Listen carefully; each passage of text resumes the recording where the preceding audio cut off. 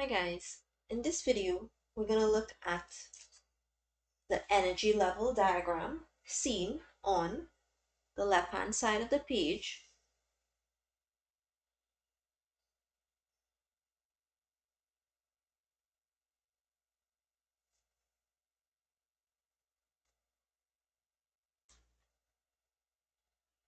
So the name of the note is energy level diagram. We have looked at the fact that in an atom there are shells. Within a shell there may be one or more subshells, and within a subshell you will find orbitals. We are looking at an energy level diagram which shows us the different orbitals which will be found in each shell by looking at how the orbitals are arranged within a subshell. I will also be talking about in this video the rules which are used to determine the arrangement of electrons within orbitals of an atom. As a reminder of these rules, I'll go through them once more. Firstly, lower energy orbitals will fill before higher energy orbitals. That is, electrons will fill into the lowest energy orbitals first. Secondly, no more than 2 electrons of opposite spins can occupy any one orbital. Thirdly, electrons will fill into degenerate, that is, same energy orbitals with parallel spins before electron pairing can occur. I will re-mention these rules as we draw our energy level diagram.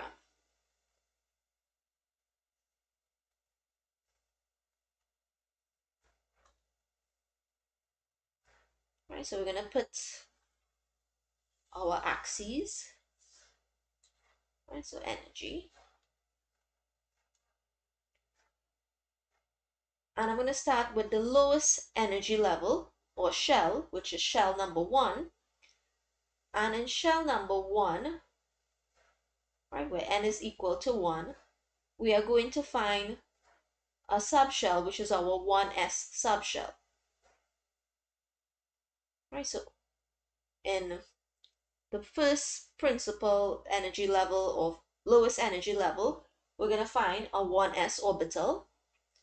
When we move to shell number 2, which has a principal quantum number of 2, there should be 2 subshells, an s and a p subshell. These are called 2s and 2p. We say that the orbital or shell closest to the nucleus is lowest in energy. As we move away from the nucleus, these subshells become higher in energy. So our 2s subshell is going to be higher in energy than the 1s, and the 2p is going to be higher in energy than the 2s. We remember that each p subshell consists of 3 p orbitals. Right, so if we have a subshell which is s, p, or d, the number of orbitals it will contain are as follows. S is 1. There are 3 p orbitals in every p subshell and 5 d orbitals in every d subshell. So that's energy level 2, where we have an s and a p subshell. In energy level 3, where we have an s, a p, and a d subshell, this is called 3s, 3p, and 3d.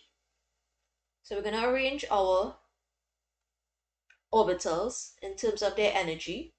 So 3s would be here, our 3p would be slightly higher in energy, and we would expect 3d to be next in line. But I'm going to mention a rule or an exception which must occur here, and we can see it on our diagram. And if we look to our diagram, I'll see how best I can highlight it. We see that the 4s is lower in energy than the 3d. Right, so this is a little rule to remember.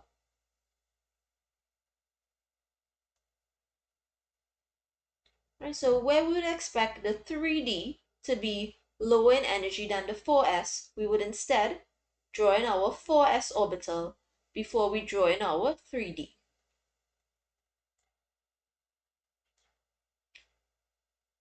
Right, so this is our energy level diagram, taking into consideration the rules which are required for writing electronic configuration. And we would also remember that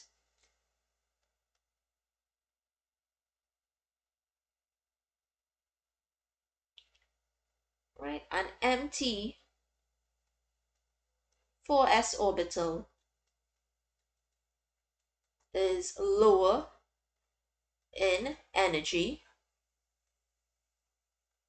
than an empty 3d orbital.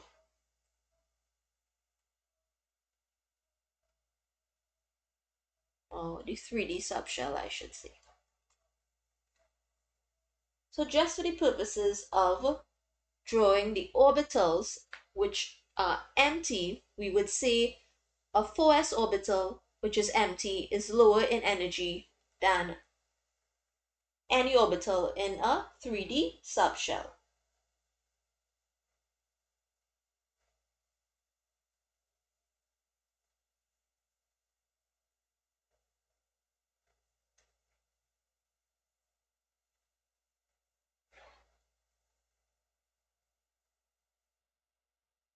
Let us look at the consequence of saying that the 3d is higher in energy than 4s, or vice versa.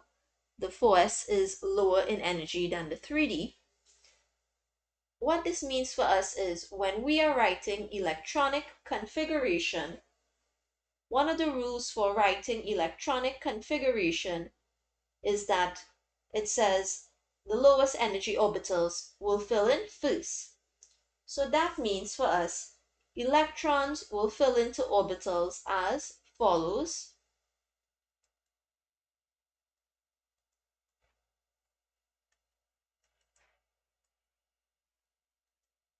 Meaning they will fill into the 1s, then the 2s, 2p, 3s, 3p, then the 4s before filling into the 3d orbital. Right, so an electron will fill into the 4s before it fills into the 3d subshell.